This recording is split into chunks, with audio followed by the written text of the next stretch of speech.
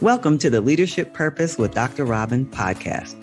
I'm your host, Robin L. Owens, PhD, and this is where we dive in each week to give advice, tools, and tips for high-achieving, purpose-minded women who've written nonfiction books and want to amplify their message beyond the book.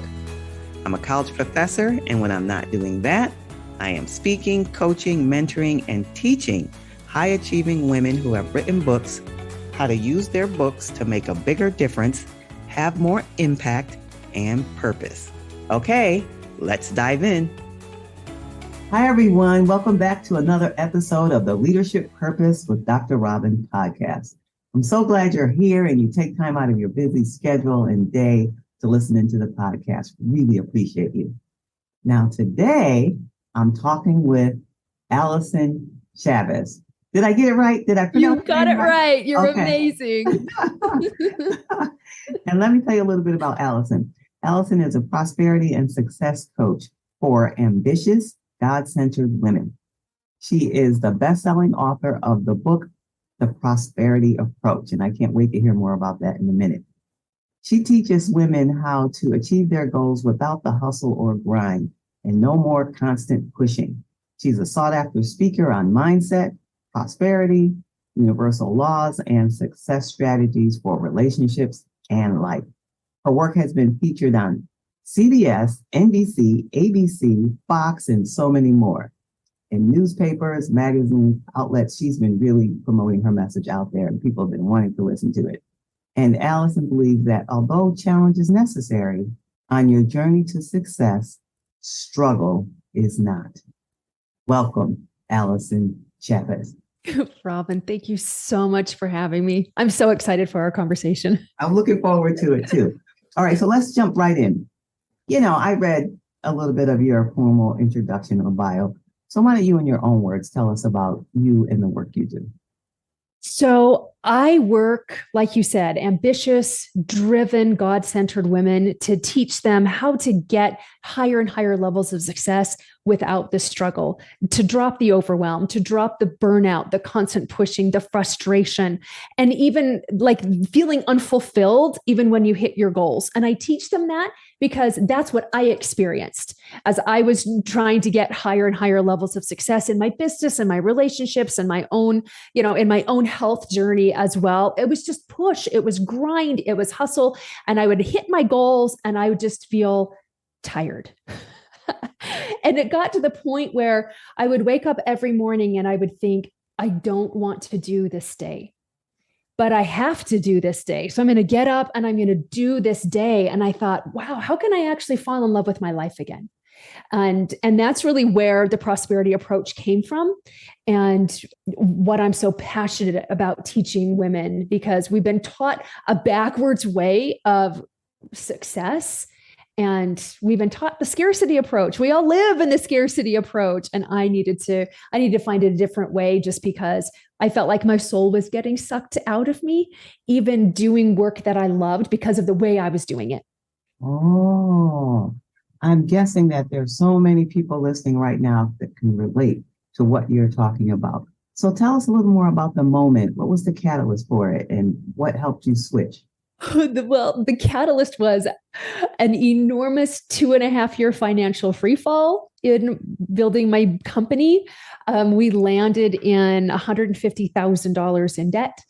It led to a Chapter 13 bankruptcy. And when the dust settled, I had this moment of clarity when I was like, oh, I created this and I didn't mean to. I mean, you read my bio. I taught universal laws. I teach getting out of hustle and grind. And I had done it all opposite. I'm huge on mindset. So I thought, you know what? I created what I didn't want.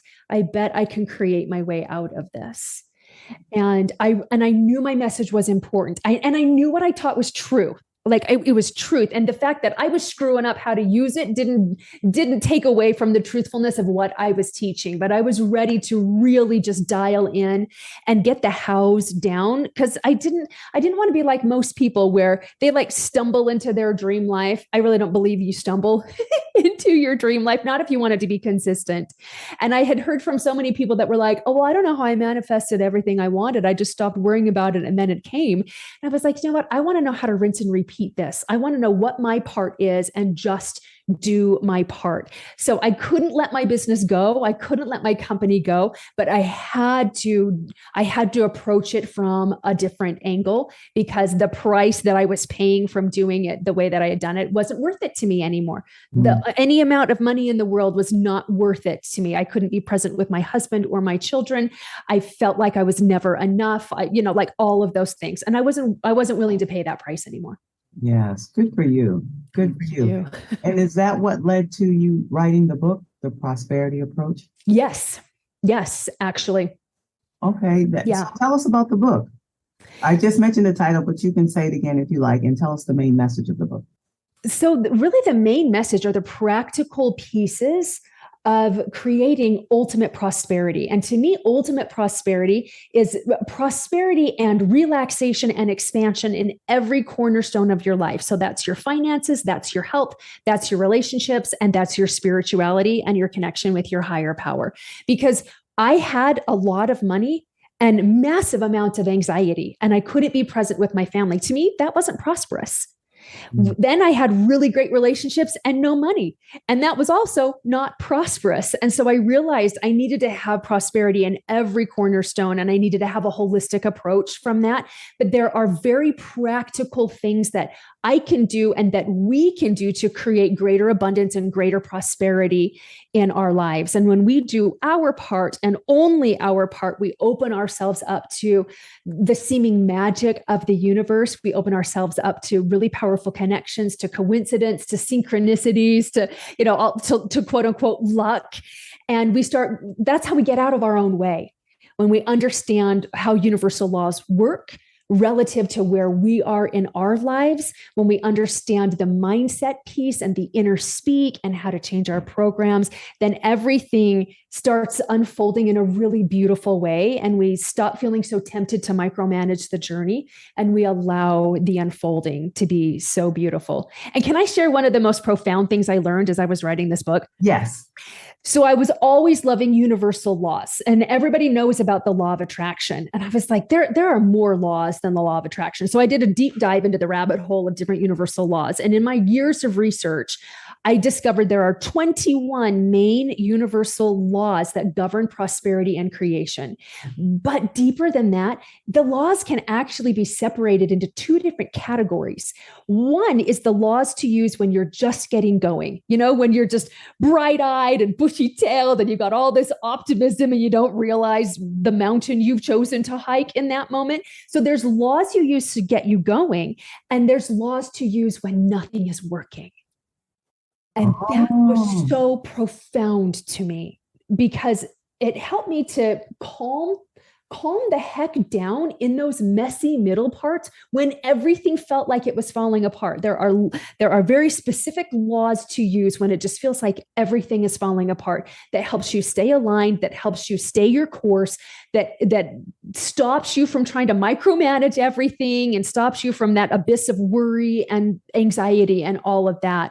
And I wrote about that.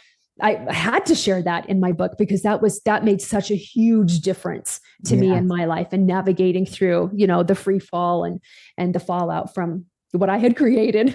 Yes. And so, of course, that only leads me to the next question. Can you give us an example of one of the laws that works and is beneficial when you're kind of new and up and coming, as you said, and whatever the thing is, sort of what I'm thinking, imagining of the honeymoon phase or whatever the thing is. Yes. And one law for when you're just at the other end of the spectrum. Yes. So the law of perpetual transmutation is a wonderful law to use when you're just getting going.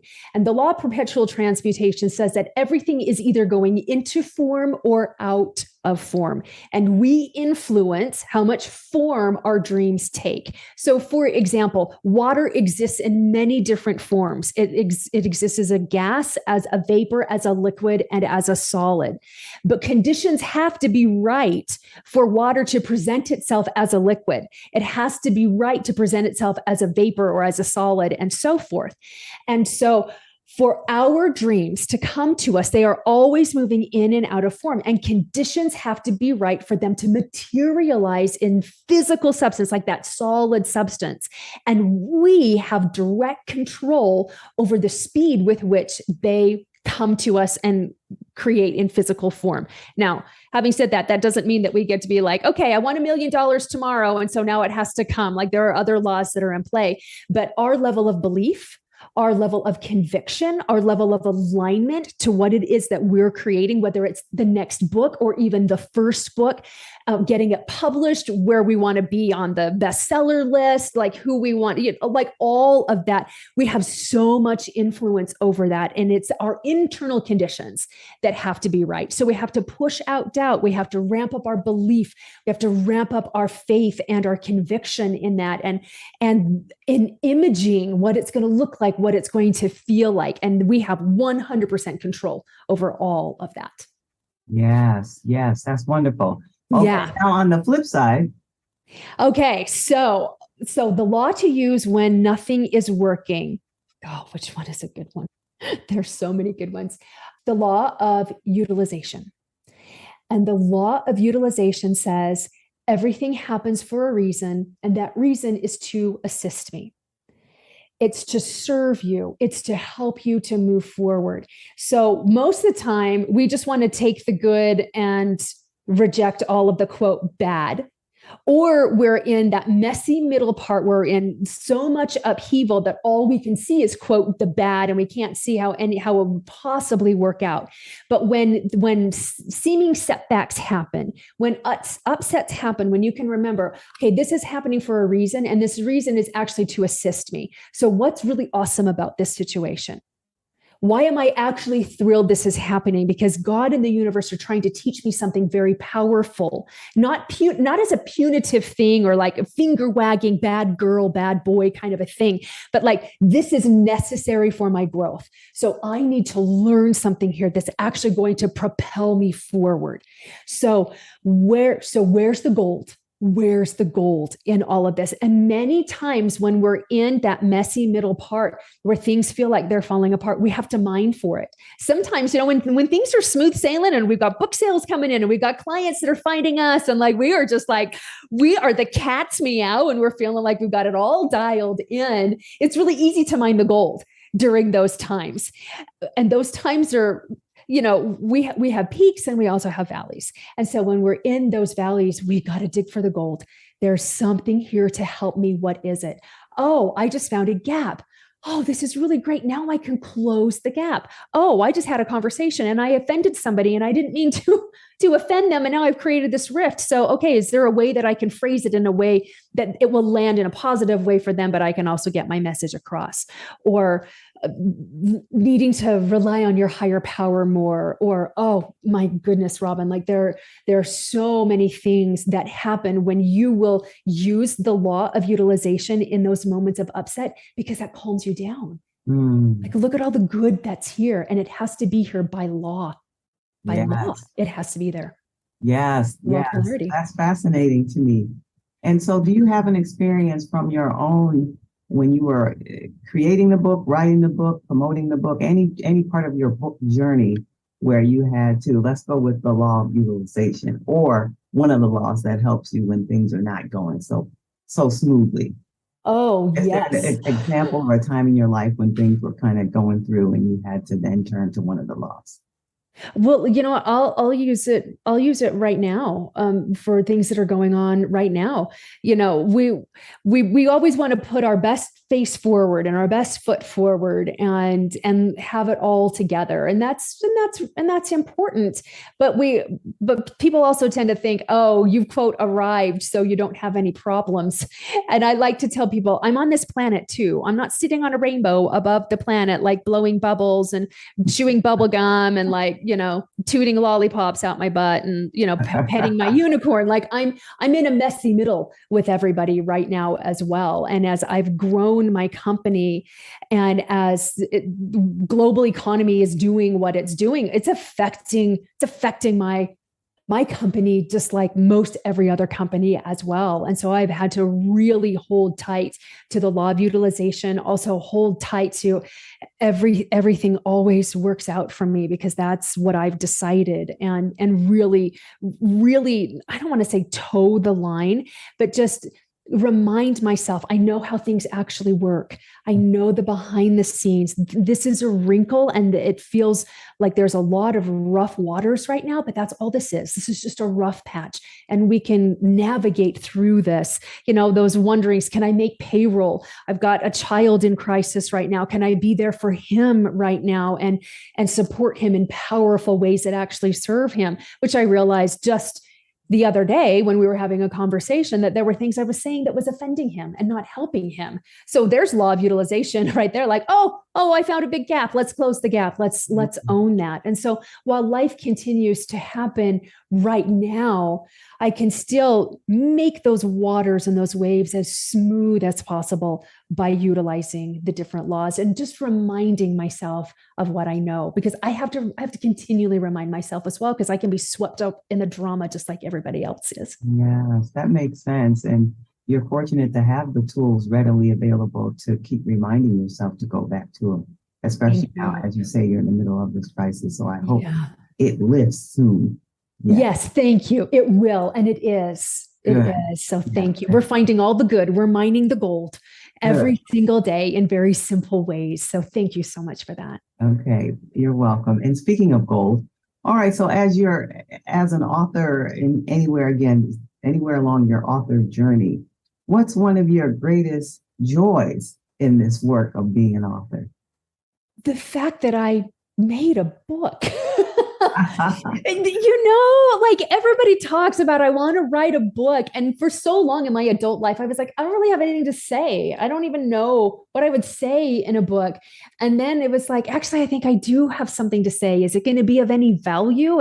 And so like, there's so much joy and so much satisfaction that was like, wow, I created that from my own experience and my own flaws and like all of that. And I've heard from people that it has helped. And that, oh my goodness, that brings me the most joy, because then my hardships were not for nothing, right? Right. Now they have so much value if they help somebody else. And if it's going to shorten the amount of agony they spend because I spent more time in that so they don't have to, then it was like, okay, that was worth it. That was really, really fun. And that brings me an immense amount of joy. Yes, I'm feeling the joy as you're talking about it. And you spoke to this some, but let me ask you this question anyway. Mm-hmm. What part of the book reflects a part of who you are? The entire book. The entire book. The entire book. Society screams out for transparency and screams for authenticity. And I agree with that. And authenticity and transparency and integrity are core values deep in my being. And so I just like laid it out there, like, this is me and this is my experience. And so like, there's me in every piece of that, every page of that book. I just infused it with me, which is a really vulnerable thing to do. I think that's why so many people struggle to write a book or to have a book published, because it is such a deep part of you. But I couldn't not write it. And so, some people are going to love it. Some people are going to hate it. And that's okay. Well, congratulations on having the courage to put it out there. Thank you. And to put your mind, your heart, your soul, your life into words and out into the world. Mm-hmm. Yeah, I know how that feels. So now this podcast is for what I call purpose-minded, high-achieving women who've written nonfiction books, and they want to make a difference in other people's lives. Mm-hmm. So we've learned a lot from what you've said, but based on your experience and your expertise, what's another tip or a piece of advice that you would give to the women I just described? Do you know what got my book written? Was my mantra, don't get good, get done. Because here's the thing, with purpose-driven, high-achieving women, we're perfectionists. And so many times we're like, I don't even want to try this unless I know it's perfect, or this is garbage and I can't get this out. And so I am also a recovering perfectionist. And so that, yeah, you're resonating with that. Okay, awesome. So, I'm in good company here. You are. So what got me to write that darn book was don't get good, get done. Good will come. Just get it on the paper, get it out on the monitor, just get it out of you. And then you can get good as you go. Yes. And that gave me permission to let it be messy, to let it be ugly. In fact, I remember starting some chapters being like, literally, I would type out, I have no idea what to write. I bet this is going to be garbage. Oh, I guess I could write about XYZ, or I could write, here's how this law played out in my life. Like I literally was typing that out, but I just needed to start something to get it flowing. And then the ideas opened, like my mind opened, my heart opened, and then the inspiration came. But if I had waited to even be good before I got started, I would have talked myself out of starting. And I think that's what most high achieving women do, is they talk themselves out of starting until they get good. And yes. We got to start first. Yes, Get done first. Yes. I love that. I love that. All right. So the other part of the podcast, as you know in the title, leadership purpose. Mm-hmm. So tell us your thoughts on purpose. Is having a sense of purpose in your work important or not? Why or why not? Critically important. And it's part of it. Like if there's no purpose, what's the point? And I think as high achieving, like purpose driven women, like we have to, if there's, well, like, what's the purpose to any of this? And not just our own work, but I don't know about you, but like, if I'm just, I can't just sit and scroll through social media because there's no purpose behind it. I'm like, what's the point of all of this? And I just feel like I've wasted my time. And so yeah, everything has to have some purpose. There has to have a point to it, because the missions that we're all on are not easy missions. They fill us with joy, but we have to face our own demons, our own belief systems. We have to grow, and we have to become somebody that we aren't currently in order to fulfill that mission. And that is a daunting task sometimes. And if we don't have purpose behind it, we won't go through the pain of change. Yes. And of course, I resonate exactly with what you're saying.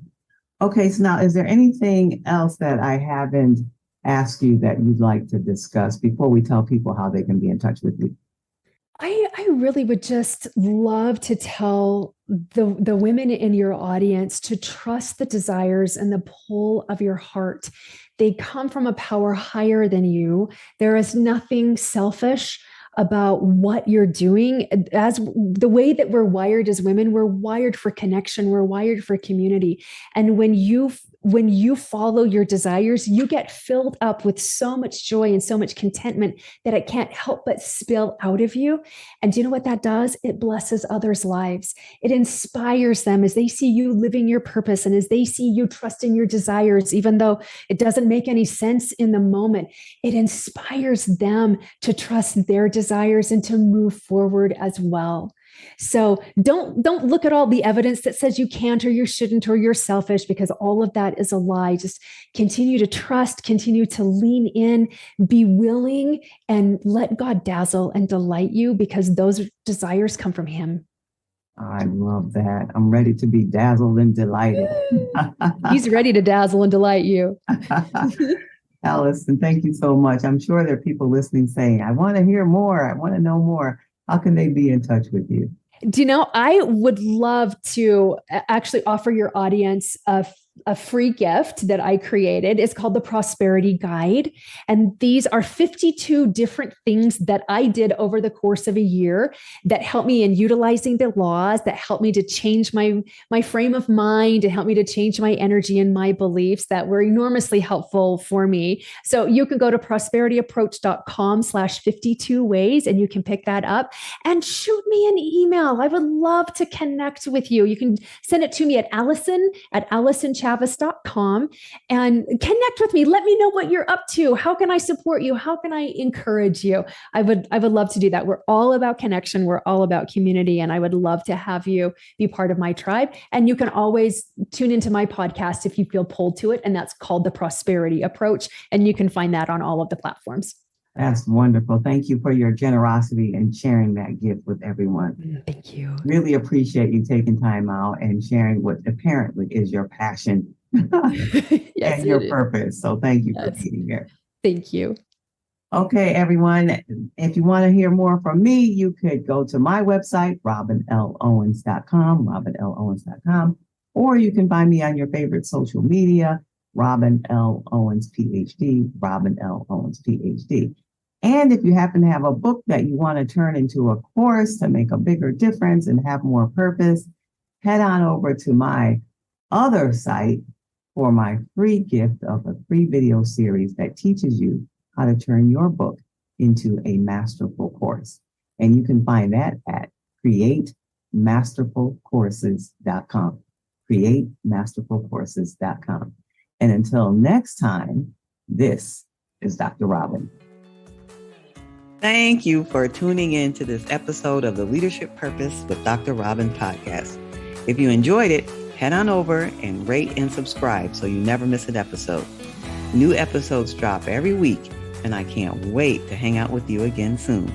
Meanwhile, this is Dr. Robin signing off. See you next time.